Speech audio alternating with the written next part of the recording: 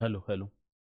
प्यारे साथी नमस्कार। मैं केशपाल कुमार स्वागत करता हूं आपके अपने परिवार रोजगार विद अंकित में।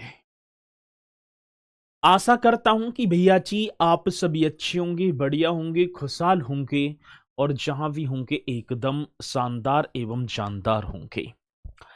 प्यारे साथी, सुबह के बज चुके हैं 10 और आप सभी को पता है कि 10 बजे एक बहुत ही शानदार एवं जानदार मेरे भैया जी एक आपका जो थानेदार बैच और देखो रोजगार बैच हरियाणा सीईटी, और क्योंकि मैंने बताया कि कंपलसरी है उन सभी के लिए, तो हिस्ट्री की कक्षा बहुत ही बेहतरीन तरीके से चल रही है और मुझे पूर्णतः विश्वास है कि ये कक्षा अब आप सभी के समझ में भी एक एक पॉइंट आ रहे होंगे और अपने नोट्स साथ के साथ बनाते भी चल रहे होंगे आप। तो मोनिका जी मेरे साथ जुड़ती हुई, गुड इवनिंग सर जी, गुड इवनिंग जी, आपकी स्वीकार होगी। और गीतांशु भी हमारे साथ हैं, गुड मॉर्निंग सर जी। कैसे हैं आप सर जी? तो मैं एकदम अच्छा हूँ, स्वस्थ हूँ और उम्मीद है कि आप भी बहुत ही अच्छे एवं शानदार होंगे। रिंकू जी मेरे साथ जुड़ते हुए, कुशल जी भी यहाँ पर जुड़ चुके हैं, तो जल्दी से एक बार सभी के सभी। अमीषा गुड मॉर्निंग सर जी, गुड मॉर्निंग। और अनुज बोरा हमारे साथ हैं, साविया खान जी हैं। चलो तो एक बार सभी मेरे साथ ही यहाँ पर जुड़ जाएंगे। ठीक है सर, कल आप जो पढ़ाएं आज फिर से पढ़ाओ। अच्छा, तो अब बात तो होगी साथी बौद्ध धर्म, और बौद्ध धर्म के आज पार्ट नंबर 3 की मैं यहाँ पर बात कर पा रहा हूँ। और साथी कल जो कराया था, तो कल कोई टेक्निकल इशू होने के कारण कक्षा हमारी नियमित ढंग से ना चल पाई थी, तो आप उसकी जो पीडीएफ जो बनी है तो उसे एक बार देख लेंगे। वैसे तो सर एसआई का पेपर देखना, देखा क्या आपने? अरे भैया मुझे बता रहे हैं, मैं आपसे जो है ना आपकी सोच से 3 गुना आगे हूँ। आगे बात समझ में ना? तो ये तो सब, चलो तो मैं अब आप क्या बताऊंगा मैं। बंधु जी, सतीश कुमार जी, तो चलते हैं। तो मेरे साथी कल मैंने आप सभी को कराई थी बौद्ध संगति। बौद्ध संगतियों की बात होगी तो उस टाइम पर देखो तो जो राजा हुआ करते थे, राजा अपने खर्चे पर इन संगतियों का आयोजन किया करते थे। और साथ ही कई दिनों तक इन संगतियों का आयोजन हुआ करता था, जिसमें जो जितना भर भी खर्च हुआ करता था सब वो राजा के खजाने से हुआ करता था। अब वो तो अपनी अपनी श्रद्धा थी, आपने देखा भी होगा। पहली जो है देखा जाए अजातशत्रु, कालाशोक, अशोक और चतुर्थ में आज कराने वाला हूं। और ये तो अपनी श्रद्धा की बात है। अब जैसे हम भगवान श्री कृष्ण जी के जन्मदिन को बड़े ही हर्षोल्लास के साथ मनाते हैं, धूमधाम के साथ मनाते हैं। कोई भगवान श्री कृष्ण जी देखने आ रहे हैं या वो कह रहे हैं कि मेरे जन्मदिन को आप मनाओ या कैसी भी आप कुछ भी करो, नहीं, लेकिन ये हमारी भावनाएं हैं। इसी तरीके से उस टाइम पर राजाओं ने जो आयोजन, जो ये संगतियां कराई थी। ठीक है, ठीक है, चलो जी।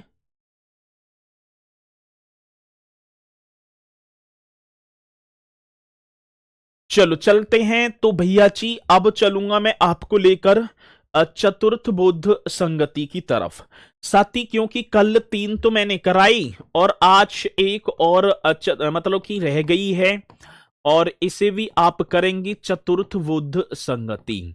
हाँ सर जी, कौन सी संगति की बात आती तो मेरे साथी आप एक हेडिंग और डाल पा रहे होंगे, चतुर्थ बुद्ध संगति। ठीक है जी, कौन सी संगति की बात तो मेरे साथी, चतुर्थ बुद्ध संगति। अब चतुर्थ बुद्ध संगति की यदि हम यहां पर चर्चा करेंगे साथी, तो चतुर्थ बुद्ध संगति की बात आती तो सरची प्रथम शताब्दी में हो जाती है। बाकी तो 3 संगति, देखो टोटल 4 संगतियां हुई हैं, 3 संगति तो बीसी में ईसा पूर्व हुई हैं, और चतुर्थ जो बौद्ध संगति है, चौथी जो बौद्ध संगति है वो प्रथम शताब्दी ईस्वी में। कहीं कहीं हम 98 ईस्वी की भी बात देखेंगे, कहीं कहीं हमें प्रथम शताब्दी ईस्वी में दिखाई पड़ती है। और ये जो संगति हुई थी ये कुंडलवन कश्मीर, साथी कौन सी कुंडलवन कश्मीर में। और राजा की यदि बात की जाए तो भैया जी कनिष्क के शासन काल में इस चतुर्थ बुद्ध संगति का आयोजन किया गया था। अब टाइम पीरियड की बात होगी तो आप लिखते चलना सर जी, प्रथम शताब्दी ईसवी की बात होगी। भैया जी कौन सी शताब्दी की बात है, तो प्रथम शताब्दी ईसवी में प्रथम शताब्दी ईसवी में। आज स्थान की बात की जाएगी तो मेरे साथी आप लिख देना कुंडल वन कश्मीर। पढ़ा तो होगा आपने, कौन सा होगा, तो भैया आप यहां लिखेंगे कुंडल वन कश्मीर करेक्ट तरीके से। हाँ सर जी कुंडल वन कश्मीर हो गया। और सर एक बात और आपको बताना चाहूंगा, कुंडल वन कश्मीर और राजा की बात होगी तो आप लिख देना कनिष्क। राजा कौन थे, तो सर जी कनिष्क। इस तरीके से आप करेंगे, राजा यहां पर बन जाएंगे कनिष्क, ठीक है जी। हाँ सर जी।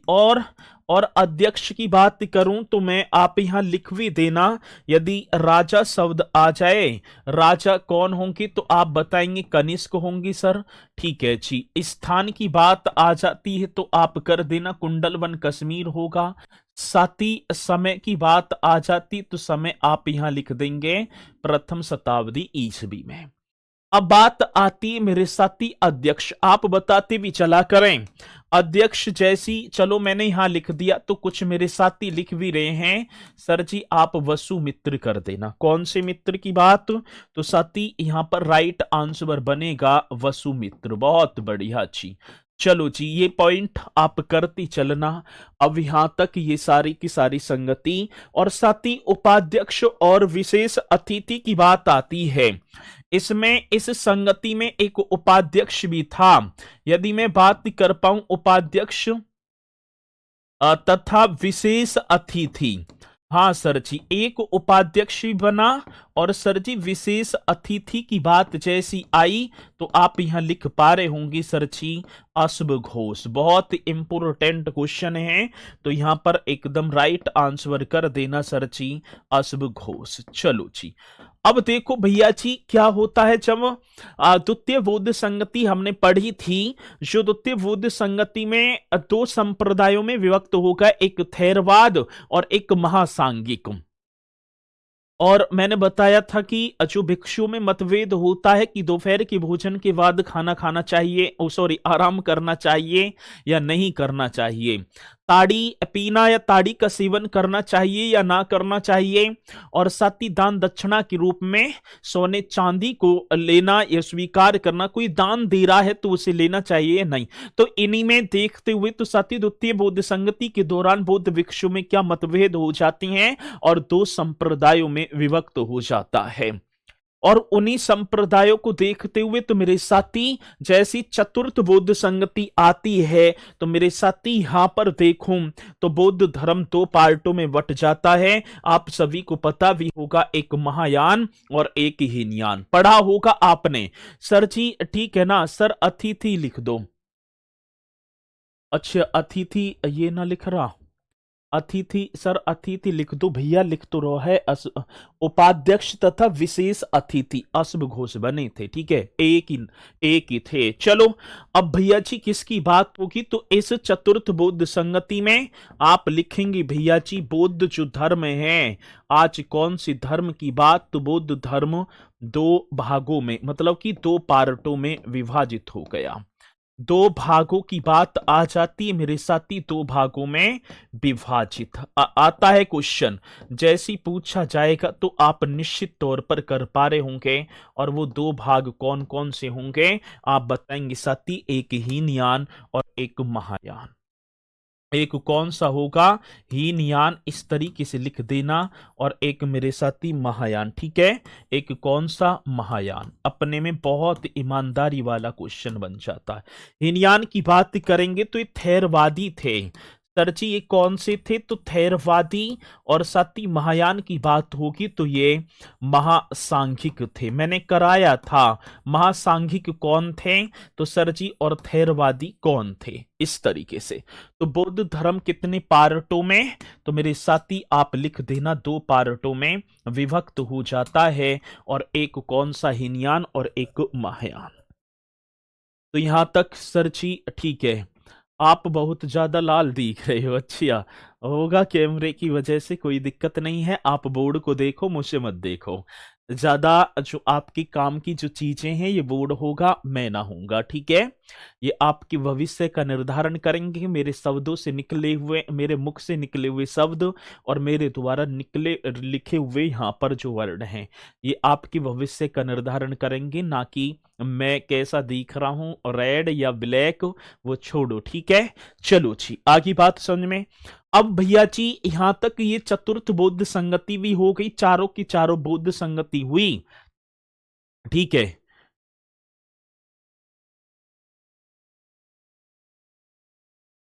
अच्छा, अतिथि, अतिथि लिखने में गलती होगी, माफी चाहूंगा, ठीक है। वो हो जाता है, ठीक है। अतिथि की बात थी, अतिथि मैंने थे पहले लगा दिया, कोई नहीं, चलो जी, अतिथि, ठीक है। अब कुछ भैया जी विविध, अब विविध के कुछ क्वेश्चन इसी में बौद्ध धर्म में हम पढ़ेंगे, और मेरे साथी वो क्वेश्चन जो कि परीक्षा में आए हुए हैं। कैसे कैसे क्वेश्चन? शून्यता के सिद्धांत का सर्वप्रथम प्रतिपादन करने वाला बौद्ध दार्शनिक कौन था? आपने पढ़ा है सर जी? हो गया, ठीक है। आज किसकी बात है? शून्यता के सिद्धांत की बात होगी सर। एकदम राइट तरीके से आप लिख देना, किसकी बात होगी सर जी? शून्यता। बहुत ही ईमानदारी वाला क्वेश्चन। शून्यता के सिद्धांत का किसकी बात है? तो शून्यता की जो सिद्धांत की बात होगी ना, सिद्धांत का प्रतिपादन करने वाला, प्रतिपादन करने वाला,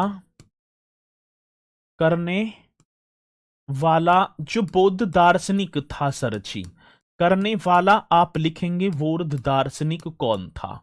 अब यही तो क्वेश्चन आ जाता है, ठीक है। आज किसकी बात कह रहे हैं? तो सर जी शून्यता के सिद्धांत की बात होगी, तो आप एकदम करेक्ट कर देना। मेरा तो सर जी नागा अर्जुन लिख देना। आपने पढ़ा भी होगा, कौन सा? नागा अर्जुन। कई बार क्वेश्चन आता है सर जी कि शून्यता के सिद्धांत का प्रतिपादन करने वाला बौद्ध दार्शनिक, मेरे साथी, जिसे हम बोलेंगे नागा अर्जुन। कई बार क्वेश्चन आ जाता है कि नागा अर्जुन, हाँ सर जी, इस नागार्जुन की बात होगी तो इन्हें भारत का आइंस्टीन भी कहा जाता है। यदि क्वेश्चन पूछ लिया जाए कि भारत का आइंस्टीन किसे कहा जाता है, तो मेरे साथी नागा अर्जुन को कहा जाता है। ये भी आप ही को बताना होगा, भारत का आइंस्टीन। कितना बेहतरीन, कितना पावरफुल क्वेश्चन होगा मेरे साथी, आप बता देना कि भारत का आइंस्टीन किसे कहा जाता है? नागा अर्जुन को कहा जाता है। अभी क्वेश्चन पूछा गया कि प्रथम शताब्दी की बात है, प्रथम शताब्दी ईस्वी में किस बौद्ध दार्शनिक को या बौद्ध भिक्षुक को बौद्ध धर्म के प्रचार के लिए चीन भेजा गया था? तो वो मेरे साथी नागा अर्जुन ही थे।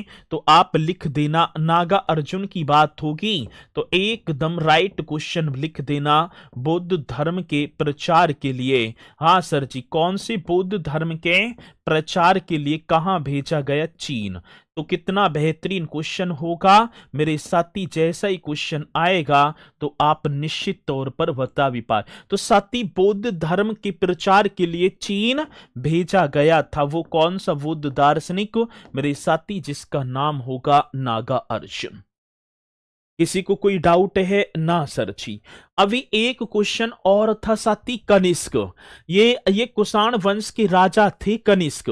ये कौन से राजा हैं? कुषाण वंश के। गौतम बुद्ध को एक देवता का स्थान बताया कि ऐसा जो पुरुष है अब दोबारा पैदा ना होंगे। ऐसे ये महान पुरुष गौतम बुद्ध जी को एक देवता का स्थान किस राजा के शासनकाल में प्राप्त हुआ? तो मेरे साथी आप कनिष्क की बता देना। तो मैं यहां नोट करके भी लिख दूं तो आप एकदम नोट भी कर लेना मेरे साथी। गौतम बुद्ध को एक देवता का स्थान, ऐसी तो क्वेश्चन आएगा। हाँ सर जी, आज किसकी बात कह रहे हैं? तो भैया जी एकदम राइट कर देना। गौतम बुद्ध को एक एक किसका स्थान? देवता का स्थान, ठीक है। राजा कनिष्क के शासन काल में, भैया जी किसके शासन काल की बात कह रहे हैं लाला? राजा कनिष्क। हाँ सर जी, राजा कनिष्क के शासन काल में प्राप्त हुआ था। किसके शासन काल में? तो सर जी राजा कनिष्क के शासन काल में प्राप्त हुआ। तो बहुत इंपोर्टेंट क्वेश्चन है, ठीक है। आएगा क्वेश्चन तो आप निश्चित तौर पर मेरे साथी बता भी पा रहे होंगे। तो भैया जी गौतम बुद्ध को एक देवता का स्थान किस राजा के शासन काल में प्राप्त होता है? तो आप एकदम राइट तरीके से बताएंगे सर जी, वो तो राजा कनिष्क थे। कुषाण वंश के सबसे पावरफुल राजा थे, जिनकी राजधानी पेशावर और सेकंड जो राजधानी उत्तर प्रदेश की मथुरा को बनाया था, ठीक है। उसी राजा कनिष्क की बात होगी जिसने गांधार कला शैली एवं मथुरा कला शैली का विकास अपने शासन काल में करवा दिया था। और आएंगे जब राजा कनिष्क, कुषाण वंश आएगा जिसने भैया जी देखा जाए तो शक संवत चलाया, जिस पर आज हमारा जो राष्ट्रीय पंचांग है, जो कैलेंडर है, वो आधारित है। तो ये पॉइंट बड़ा बेहतरीन होगा और जो कि मैंने यहां लिखा दिए आपने बताया भी होगा। साथ ही अब धीरे धीरे बौद्ध धर्म का प्रचार, गौतम बुद्ध जी को ज्ञान की प्राप्ति हुई। तो गौतम बुद्ध जी ने जो भिक्षुणी, एक तो भिक्षु होते हैं, भिक्षु मीन्स जिसमें पुरुष वर्ग आएगा, और एक होगी मेरे साथी भिक्षुणी जिसमें भैया जी महिला वर्ग आएगी, ठीक है। तो जो गौतम बुद्ध ने संघ में भिक्षुणियों के प्रवेश की अनुमति कहां पर दी थी? कि भैया जी जो महिलाओं को भी संघ में उनको मतलब कि प्रवेश किया जाए, तो वैशाली में। उसी वैशाली की बात है आशीष जी, जहां पर गौतम बुद्ध जी ने अपने जीवन काल की अंतिम वर्षा ऋतु भी व्यतीत की थी। ये भी पॉइंट बड़ा बेहतरीन होगा। तो बुद्ध ने अपने, या मैं बात करूं बौद्ध संघ में भिक्षुणी के रूप में, बौद्ध संघ में भिक्षुणी के रूप में, ये बड़ा बेहतरीन क्वेश्चन होगा मेरे साथी। आज कौन सी संघ की बात? तो बौद्ध संघ ही तो चल रहा है। तो बौद्ध संघ में भिक्षुणी, इतना बेहतरीन क्वेश्चन होगा सर, आप ही को बता देना है। सर जी अब बौद्ध संघ में भिक्षुणी के रूप में इस तरीके से कर देना, भिक्षुणी के रूप में। तो बौद्ध संघ में भिक्षुणी के रूप में स्त्रियों के प्रवेश की अनुमति, जो स्त्रियां होती हैं, स्त्रियों के प्रवेश की अनुमति मेरे साथी, किसकी? स्त्रियों के प्रवेश की अनुमति की बात है। अनुमति, हाँ जी, गौतम बुद्ध ने अनुमति, मतलब कि गौतम बुद्ध बोले या बुद्ध द्वारा, ऐसी लिख दो, अनुमति बुद्ध द्वारा वैशाली में दी गई थी। बुद्ध द्वारा कहां मेरे साथी?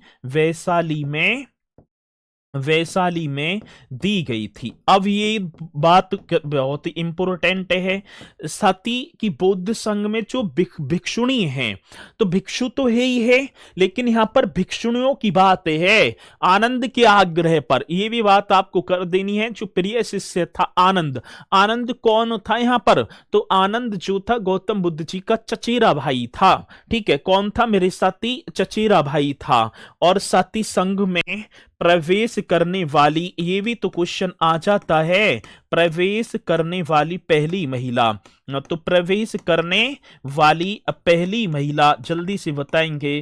पहली, आज फर्स्ट की बात है, प्रथम महिला मेरे साथी, उसका नाम क्या होगा? प्रजापति गौतमी। अब प्रजापति गौतमी कौन थी साथी? गौतम बुद्ध जी की सौतेली माता या मौसी प्रजापति गौतमी, जिन्होंने गौतम बुद्ध जी का पालन पोषण किया था। ये भी आता है क्वेश्चन। तो बौद्ध संघ में प्रवेश करने वाली पहली महिला कौन थी? प्रजापति गौतमी थी। और साथ ही ये बौद्ध एक और है, वज्रयान बौद्ध धर्म में बुद्ध की संगनी को एक मतलब कि अलग अलग संप्रदाय तो विभक्त होते ही होते हैं। एक वज्रयान बौद्ध धर्म संप्रदाय होगा और इसमें गौतम बुद्ध जी की जो संगनी है उनको तारा कहा गया है। क्या मेरे साथी? तारा कहा गया है। ये भी क्वेश्चन आता है। और साथी इसी वैशाली की बात है ना, ये जो वैशाली लिखा हुआ है, इसी वैशाली में गौतम बुद्ध जी ने, ठीक है ना, वैशाली में बुद्ध ने अपनी अंतिम वर्षा ऋतु व्यतीत की थी। अपनी, मेरे साथी क्या होगा? तो आप लिखेंगे अंतिम वर्षा ऋतु व्यतीत की थी। अंतिम वर्षा ऋतु व्यतीत की। बहुत ईमानदारी वाला क्वेश्चन है, आएगा तो सर जी आप निश्चित तौर पर बताएंगे भी। तो इस तरीके का क्वेश्चन पूछ लिया जाता है और जैसे ही पूछा जाएगा तो आप निश्चित तौर पर ऐसे क्वेश्चन का जवाब देंगे। ठीक है, चलो अब धीरे धीरे, अब मतलब कि देखो संप्रदाय मैंने बताया आप सभी को कि जो कि वज्रयान बौद्ध संप्रदाय में जो गौतम बुद्ध जी की जो संगनी है, संगनी मीन्स कौन होता है? पत्नी। क्या बोला गया? तारा। सर इनकी संगनी कौन थी? तारा थी, न कि यशोधरा। सखी वो मुझसे कहकर जाते। मैथिली शरण गुप्त जी ने अपनी पुस्तक यशोधरा में बहुत ही सुंदर वर्णन किया है। आपने, मैंने बताया भी होगा। तो चलें भैया जी, ये भी आप वज्रयान बौद्ध धर्म में बुद्ध की संगनी को तारा कहा गया है, इस पॉइंट को आप लिख देना अपने यहाँ पे। ठीक है, नगर वापस गए या नहीं जिससे माता संगति में आई? जिससे माता संगति में आई थी, गए थे। लेकिन संगति तो तब हुई थी ना जब गौतम बुद्ध जी का महापरिनिर्वाण हो गया। ठीक है, पिताजी के आदेश के अनुसार गौतम बुद्ध जी कपिल वस्तु की निकले हैं। पता तो था जनता को कि वो राजकुमार सिद्धार्थ एक धर्मशाला में जाकर लेट गए। पिताजी की आज्ञा का पालन करना उनके लिए सर्वोपरि था कि पिताजी ने आपको राजमहल में बुलाया है, आपको देखना चाहते हैं।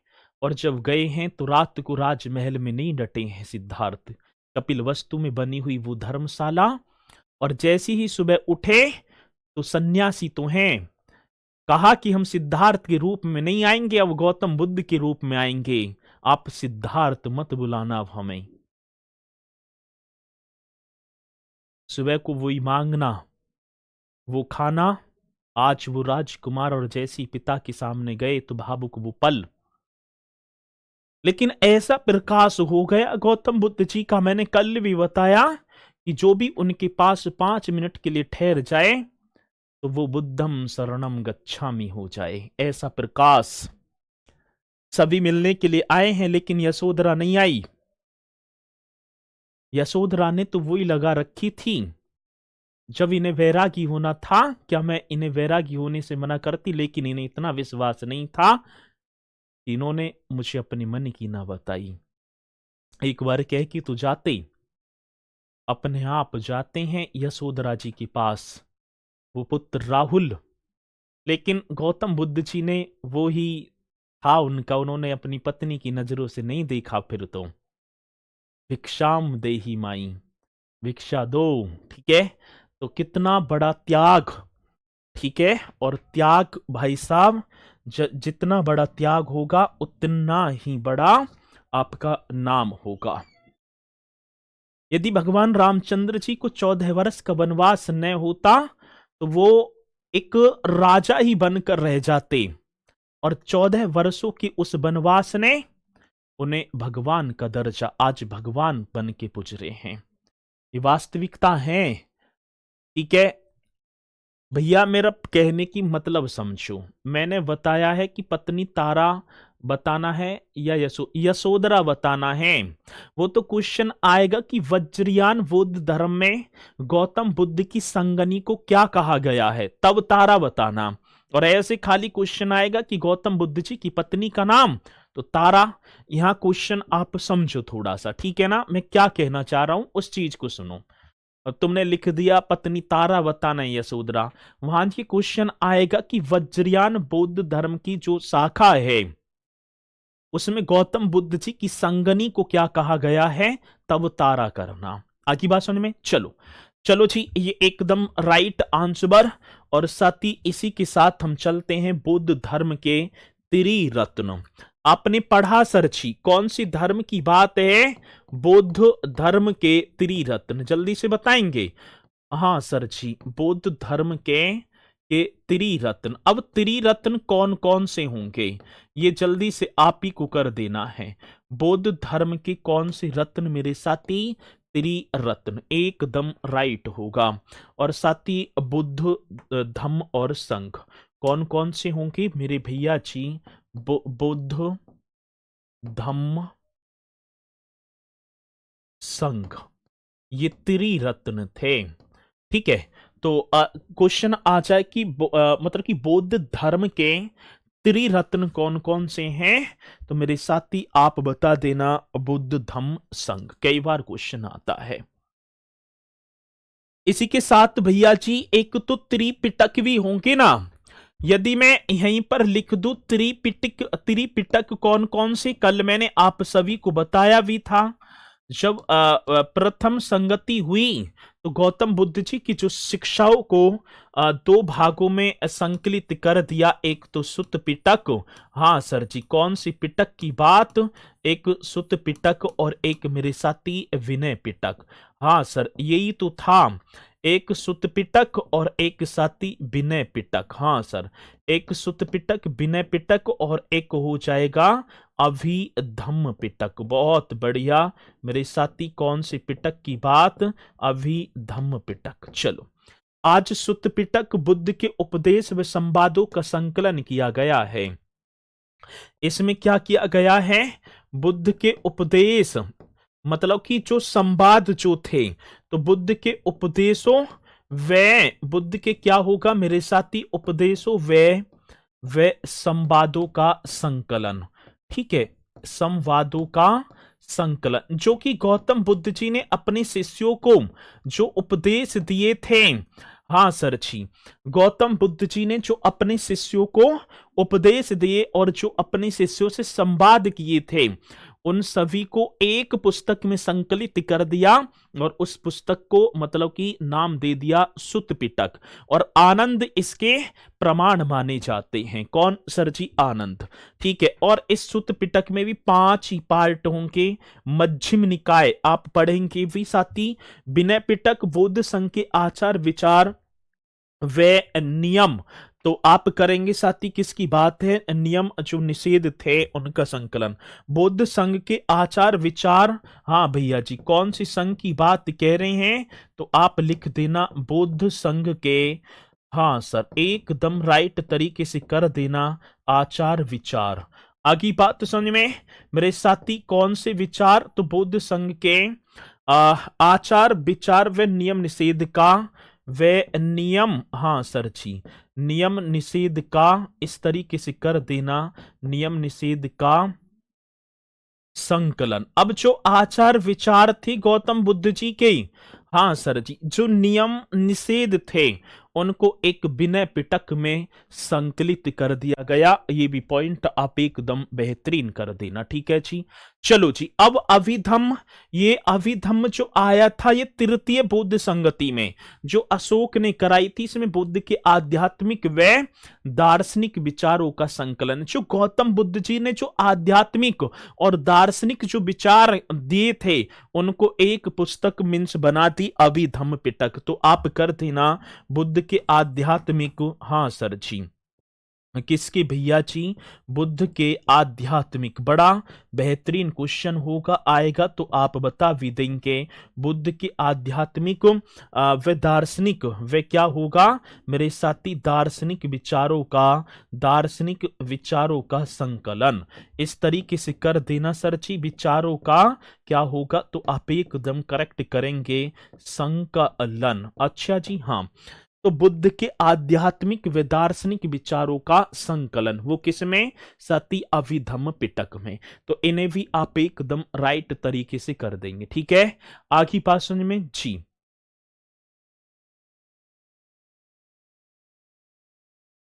चलो आगे बात समझ में, तो एकदम बेहतरीन तरीके से आप इन्हें नोट करते चलेंगे, और मुझे पूर्णतः विश्वास है कि मेरे साथी ये करते चलना है। ठीक है, चलो जी।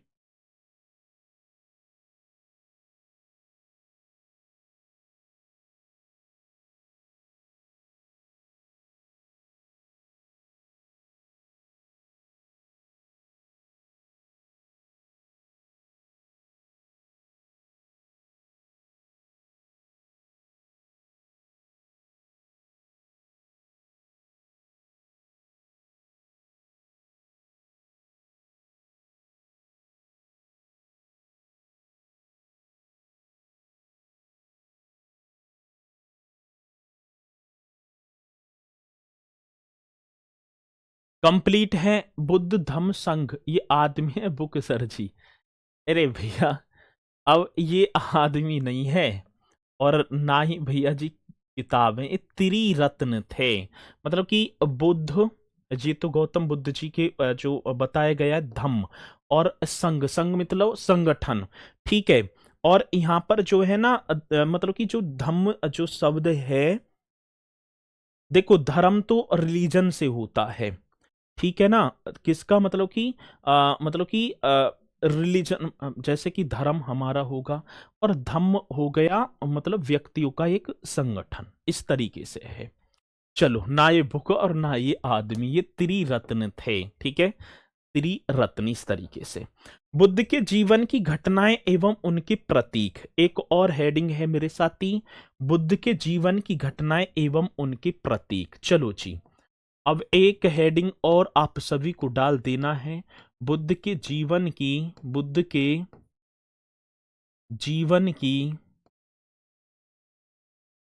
घटनाएं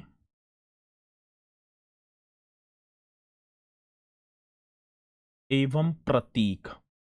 बुद्ध के जीवन की घटनाएं एवं क्या होगा? प्रतीक। अब ये भी आप एक हेडिंग डालेंगे। ठीक है, चलो जी।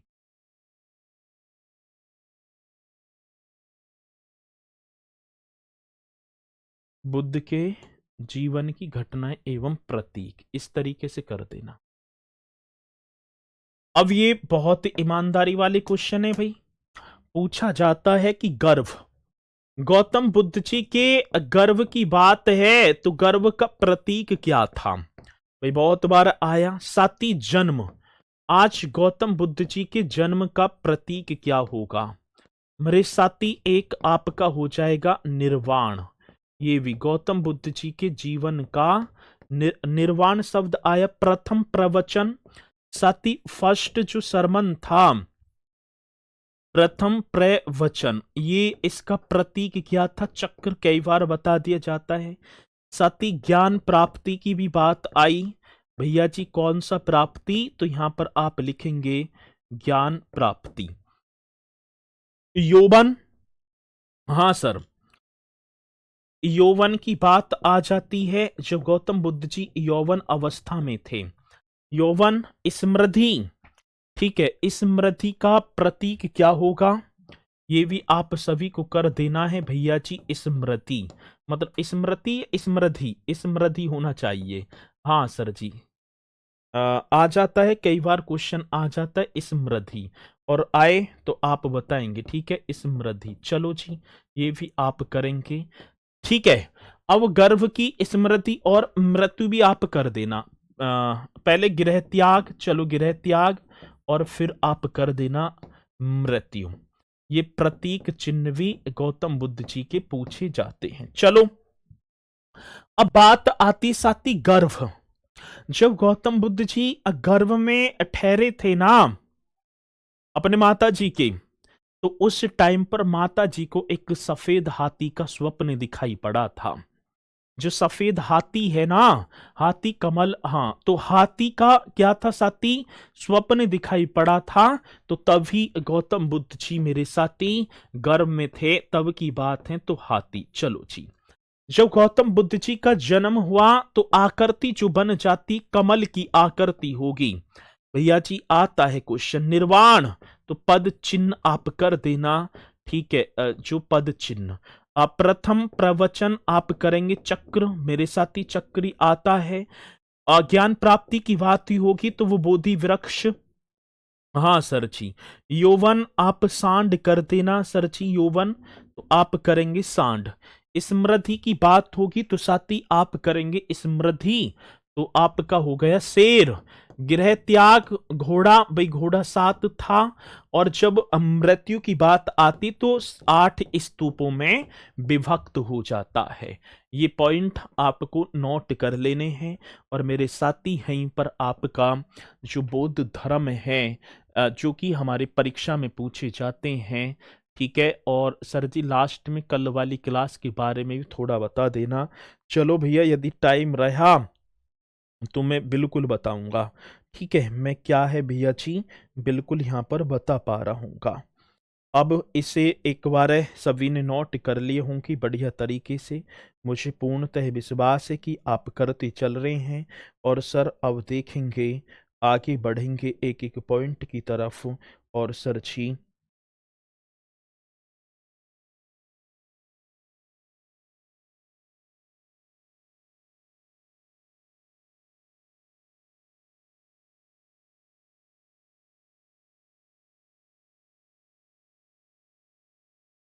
चलूं आगे।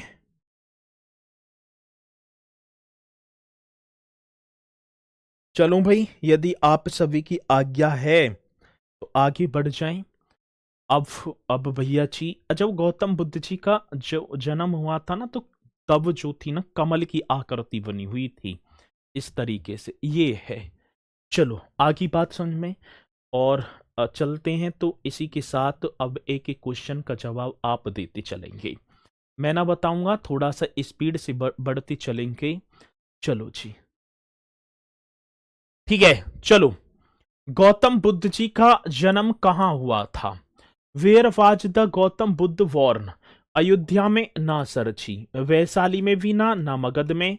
तो राइट आंसर क्या बन जाएगा मेरे साथी? लुम्बिनी। ठीक है जी, लुम्बिनी में ही तो हुआ था 563 बीसी में, कपिल वस्तु के लुम्बिनी में, जो नेपाल का तराई क्षेत्र है। तो यहां आज एकदम राइट बताएंगे। ठीक है, चलो आगे बढ़ेंगे, स्पीड के साथ करते चलना है। साथी बुद्ध डॉट डॉट डॉट नामक एक छोटे से गण संबंधित थे। मतलब कि इनके जो पिताजी थे, पिताजी का नाम आपने पढ़ा होगा शुद्धोधन। और शुद्धोधन कहाँ? तो साथी यहां पर कह रहे हैं भैया जी अवंती गण। चलो जी, कैलेंडर वाला तर्क क्या था? अरे तुम यहाँ कैलेंडर, आगे चलो। ठीक है, तो ये आपका होगा शाक्य गण। हाँ सर जी, कौन सा? तो शाक्य रिपब्लिक। मेरे साथी गौतम बुद्ध शाक्य गण नामक एक छोटे से गण से संबंधित थे। तो स्पीड के साथ बताते चलना है, जवाब आपके आ नहीं रहे हैं। ठीक है, इधर उधर की वार्तालापों पर आप लगे हुए हैं। चलो अगला नेक्स्ट देखेंगे। माना जाता है कि गौतम बुद्ध जो सिद्धार्थ थे ने अंतिम ज्ञान प्राप्ति के लिए बोध गया जाने से पूर्व 6 वर्ष तक मेरे साथी डॉट डॉट डॉट डॉट स्थान पर शुद्ध चित्त से ध्यान किया था। हाँ सर, मतलब कि जब अंतिम ज्ञान प्राप्ति के लिए जब बोध गया जाने से पहले, मतलब कि अब उस जब गए थे, जब 7 दिन ही में तो इन्हें विज्ञान की प्राप्ति हो गई थी, जब तपस्या की थी एकदम। लेकिन उससे पहले इन्होंने 6 वर्षों तक कहां पर चित्त जो है शुद्ध चित्त ध्यान किया था? इतखोरी प्राग बोधिसाती, वो स्थान होगा प्राग बोधि। कौन सा? तो यहां पर राइट आंसर कर देना प्राग बोधि। कपिल वस्तु से तो बहुत दूर निकल आए थे वो, ठीक है। तो यहां पर राइट आंसर बन जाएगा मेरे साथी प्राग बोधि। चलो जी आगे। गौतम बुद्ध को ज्ञान की प्राप्ति निम्नलिखित में से किस शहर में हुई थी? आप बताएंगे साथी। कौशाम्बी, बोध गया में। 35 वर्ष की अवस्था थी। 6 वर्ष की कठिन तपस्या के बाद, और तपस्या ऐसे नहीं है कि एक पेड़ के नीचे ही बैठे रहे हैं, नहीं, ध्यान तो लगाया करते थे, लेकिन अपना खाना पीना सारी चीजें हुआ करती थी, ठीक है। अरे पहले इतना ज्यादा दिमाग ना लगाया करो। मैंने क्या, यह क्वेश्चन पढ़ो, पहले आप क्वेश्चन पढ़ो। क्या कह रहा है क्वेश्चन? ये कह रहा है कि माना जाता है कि गौतम बुद्ध जो सिद्धार्थ थे, इन्हें अंतिम ज्ञान प्राप्ति के लिए बोध गया जाने से पहले, मतलब अभी बोध गया, मैंने बताया कि वो जो 5 सन्यासी ब्राह्मण थे और गौतम बुद्ध जी थे, ये 6 एक स्थान पर रहे। पहले इन्होंने अलार कलाम से साख्य दर्शन की शिक्षा ली। फिर भैया जी राजगीर में पहुंच जाते हैं, वहां पर इन्होंने रुद्र कमान पुत्र एक थे, उनसे योग दर्शन की शिक्षा ली। वहां दोनों गुरुओं से परिपूर्ण होने के बाद फिर आगे निकले हैं। फिर भैया जी 5 सन्यासी ब्राह्मण मिले। कई वर्षों तक वो तो स्थान जो था वो प्राग बोधि था, ठीक है। वो कौन सा था? प्राग बोधि, ये था। फिर उसके बाद जब इनमें मतभेद हो जाता है, तब जब इन्होंने जो है खीर वगैरह खा ली थी, तब उन्होंने कहा कि सन्यासी जीवन में कोई भी राजपाट का जो भोजन हमें नहीं खाना, इससे हमारा जो धर्म है, जो हमारा सन्यासी जीवन है, वो भ्रष्ट हो जाता है। तब वहां से गौतम बुद्ध जी आगे की तरफ निकले हैं। तो पहले प्राग बोधि रहे, फिर बोध गया पहुंचे, और वहां पर भैया जी 7-8 दिन तक कठिन तपस्या की है, तब इन्हें पूर्ण ज्ञान की प्राप्ति हुई है। तो ये पॉइंट ही तो हैं, यही तो फेल पास कराएंगे आपको। चलो जी, बोध गया। भारतीय इतिहास के संदर्भ में निम्नलिखित में कौन भावी बुद्ध है जो संसार की रक्षा हेतु अवतरित होंगे? ये बता दो। भारतीय इतिहास की बात होगी ना, आपको बताना है, क्वेश्चन बड़ा बेहतरीन बनेगा सर जी। भारतीय इतिहास के संदर्भ में जल्दी बता दो मुझे, और मैं देख पाऊंगा तो मेरे साथी आप सभी बता भी पा रहे होंगे। क्वेश्चन अपने में बड़ा बेहतरीन है, आएगा तो निश्चित तौर पर बताएंगे। जल्दी बता दो। इस क्वेश्चन को तो सर लिखवा दिया करो, ये सब ऐसे लिखवाऊंगा तो 10 दिन में तो भैया आपका बौद्ध धर्म ही खत्म होगा। मैत्रेय, आप क्या करेंगे मेरे साथी? मैत्रेय। चलो नेक्स्ट देखेंगे सर। गौतम बुद्ध ने अपना पहला उपदेश कहाँ दिया था? सारनाथ में।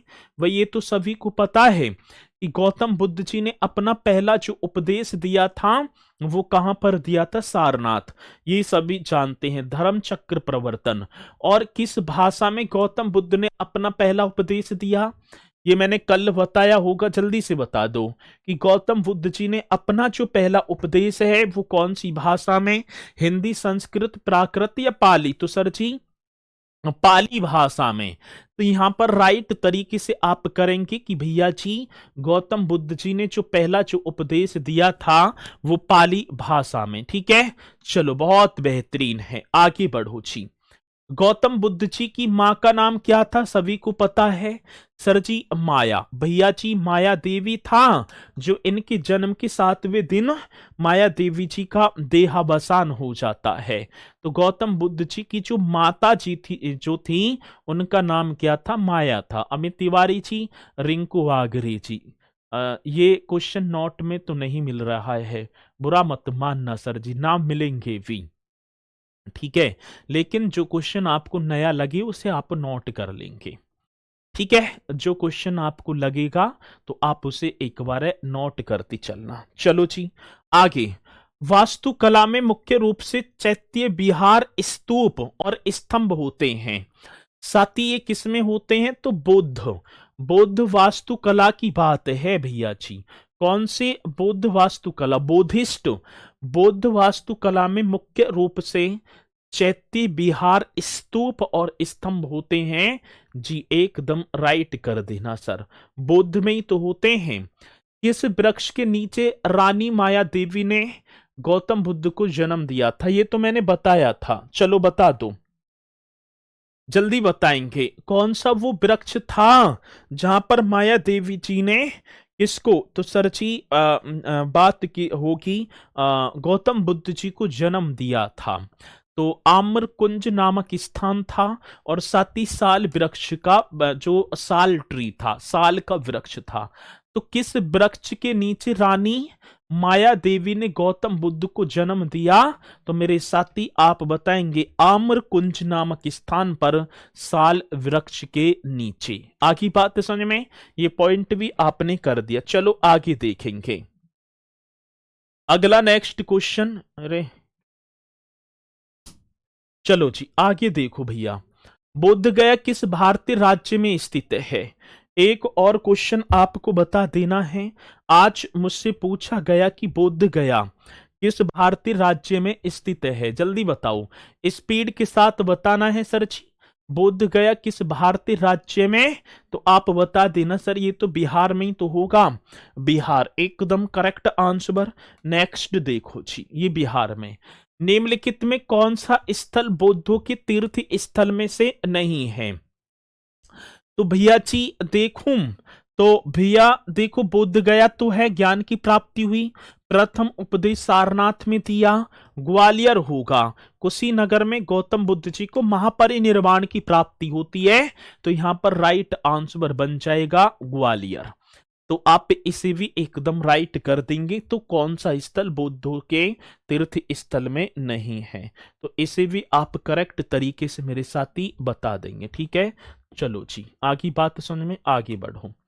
निम्नलिखित में किस बौद्ध स्थल पर महिलाओं को पहली बार संघ में अनुमति, अभी मैंने जस्ट कराया, अभी भैया जी मैंने जस्ट कराया था ना, और संघ में शामिल होने वाली पहली महिला प्रजापति गौतमी, तो साथी वैशाली था। भाई ये बताया तो है, अभी जस्ट बताया कि किस बौद्ध स्थल पर महिलाओं को पहली बार संघ में नियुक्त किया गया, तो आप बताएंगे मेरे साथी वैशाली। बहुत ईमानदार वाला क्वेश्चन। बौद्ध धर्म की जो नींव है कितनी महान सच्चाइयों एवं कितने अंग्य पथ पर आधारित है? एक और मेरे साथी जल्दी से बताएंगे भैया जी, बौद्ध संघ की नींव 4 महान सच्चाइयों एवं 8 अंग्य पथ पर आधारित है। ये कितना बेहतरीन क्वेश्चन है, आप ही को बता देना है। साथी बौद्ध धर्म की नींव 4 महान सच्चाइयों एवं 8 अंग्य पथ पर आधारित है, ये भी एकदम करेक्ट कर देना। नेक्स्ट देखो, बुद्ध ने अपना प्रथम उपदेश सारनाथ में दिया, अपने मतलब 5 शिष्यों को दिया था, जिसे डॉट डॉट डॉट डॉट कहा जाता है मेरे साथी धर्म चक्र प्रवर्तन। और आज सारनाथ में धर्म चक्र प्रवर्तन साथी, ये जो चक्र का जो धर्म के चक्र का जो पताका है बौद्ध धर्म का चारों दिशाओं में छा गया।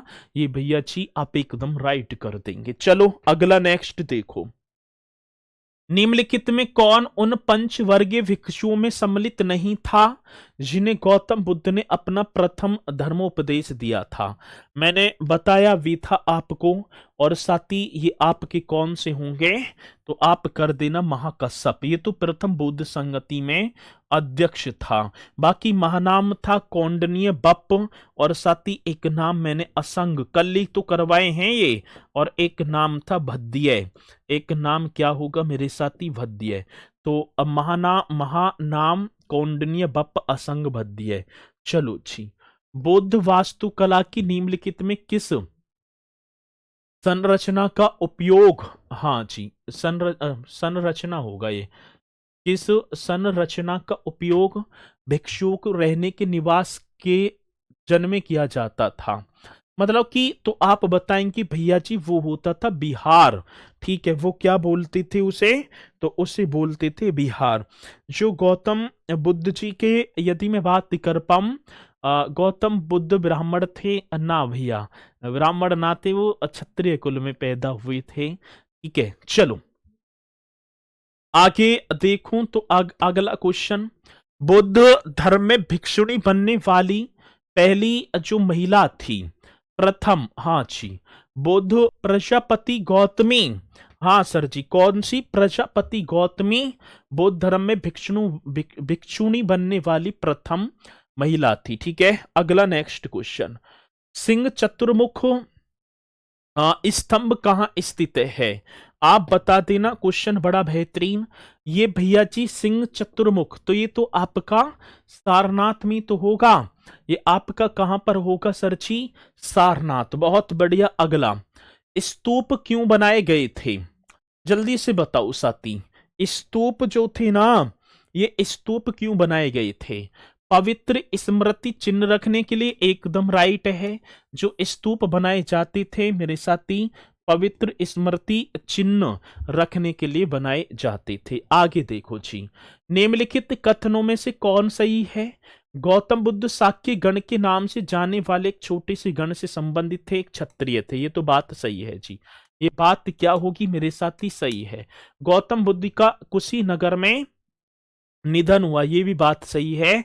तो कहने का मतलब होगा एक और दो, बोथ वन एंड सेकंड, ये दोनों के दोनों मेरे साथी करेक्ट होंगे जी, एकदम राइट होंगे दोनों के दोनों। पूछे जाएंगे, जैसी पूछे जाएंगे तो आप इन्हें एकदम करेक्ट तरीके से कर देना।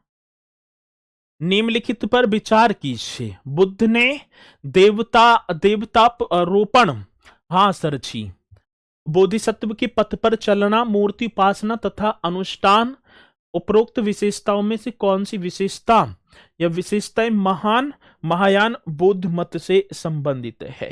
तो साथी, बुद्ध में देवता मतलब कि गौतम बुद्ध को एक देवता का स्थान सही है, बोधिसत्व के पथ पर चलना सही है, मूर्ति उपासना तथा अनुष्ठान ये भी सही है। तो कहने का मतलब 1 2 3 एकदम करेक्ट होगा। सर जी यहाँ पर 1 2 3। सर जी कल की क्लास 16 मिनट की अपलोड है, बस उसमें भी वॉल्यूम नहीं थी। अच्छा, आगे देखो भैया जी, भारत के धार्मिक इतिहास के संदर्भ में निम्नलिखित कथनों पर विचार कीजिए। भारत के धार्मिक इतिहास के संदर्भ में, तो जो स्थरवादी महायान बौद्ध धर्म से संबंधित था, ये आपको बताना है। बहुत इंपोर्टेंट क्वेश्चन है। साथी, जो स्थरीवादी लोकतरवादी संप्रदाय बौद्ध धर्म के महासांघिक, जो आपका शाखाती महासांघिकों द्वारा बुद्ध के, ये दोनों की दोनों सही हैं। ठीक है ना, ये महासांघिक से थी, तो इसका मतलब 2 और 3। ठीक है ना, कौन सी कथन सही होंगे? तो 2 और 3 होंगे यहां पर। ठीक है, चलो जी, टीना शर्मा, बहुत बढ़िया। चलो तो आओ आप एक बार स्टूडियो में और आपको पता चलेगा। आपने बहन जी एक ही वो चीज लगा रखी है, रट लगा रखी है। आप आना कभी, है ना, और जब देखना। और मैं आपसे क्या बताऊं। ठीक है बहन जी, अपनी कक्षा पर फोकस करो, इधर उधर की चीजों पर मत ध्यान दो। आगे बात समझ में? चलो आगे बढ़ो भैया जी। कौन सा कुषाण शासक इतिहास के बौद्ध धर्म के महान संरक्षक के रूप में प्रसिद्ध है? चतुर्थ बौद्ध संगति कनिष्क होंगे सर जी। कौन? कनिष्क। निम्न का मिलान करें। प्रथम बौद्ध परिषद के कौन थे? वसुमित्र 2 होंगे। द्वितीय बौद्ध परिषद के साथी कौन थे? सावाकामी या सावाकामीर। तृतीय के मोगली पुत्र और साथी चतुर्थ के वसुमित्र। 2 3 4 1, 2 3 2 3 कहां गए? 4 1, तो इसका मतलब डी राइट। आगे देखो नेक्स्ट, सूची में दिए गए 4 बौद्ध संगतियों के नामों के मतलब कि पहली संगति कहां हुई थी साथी? राजगृह में, सभी को पता है। दूसरी की बात आती है तो भैया जी दूसरी वैशाली 1 होगा। तृतीय पाटलिपुत्र 4 और चौथी आपकी कुंडलवन कश्मीर। तो 2 1 4 3, 2 1 कोई सा भी ना बन रहा है ना, 2 1 4 3। यहां पर भैया जी 2 1 4 3 कोई सा भी ना है, गलत ऑप्शन रखे हैं। 2 1 ऐसे कर दो, इसे 4 3 अब बना दो, तो ये आपका राइट बन जाएगा। ठीक है ना। ये आपका क्या हो जाएगा मेरे साथी, राइट बन जाएगा। 2 1 4 3। आगे बढ़ेंगे। आगे देखो जी, त्रिपिटक इनमें से किस धर्म का पवित्र ग्रंथ है? तो बौद्ध धर्म, अभी बताया, बुद्ध धम्म संघ। हाँ सर जी। अगला, बौद्ध ग्रंथों का अध्ययन करने के लिए विजयवाड़ा में कौन सा चीनी बौद्ध विद्वान रहा था? मतलब कि बौद्ध धर्म की बात आती है। आ जाओ जी, बहुत बढ़िया। तो आप बताएंगे एकदम राइट तरीके से, साथ ही उसका नाम था जुआन झांग। ठीक है। और 1 और 30, चलो 30 कर लो। उस बौद्ध ग्रंथ का नाम बताए जिनमें भिक्षुओं के लिए जो नियमों का उल्लेख किया गया है। तो मेरे साथी विनय पिटक, एकदम राइट। और थेरी गाथा एक बौद्ध ग्रंथ है। थेरी गाथा ये होगा जो कि मेरे साथी सुत्त पिटक का हिस्सा है और भिक्षुओं द्वारा छंदों का संग्रह। तो इन क्वेश्चनों को करना, और साथ ही कल आपका कराऊंगा भैया जी। सर अब कल की क्लास, ठीक है, कल कराऊंगा जैन धर्म, आपको करना है। इसी के साथ मेरे साथी इन्हें करते चलना बढ़िया तरीके से। तो सभी बोलेंगे भैया जी जय हिंद जय भारत।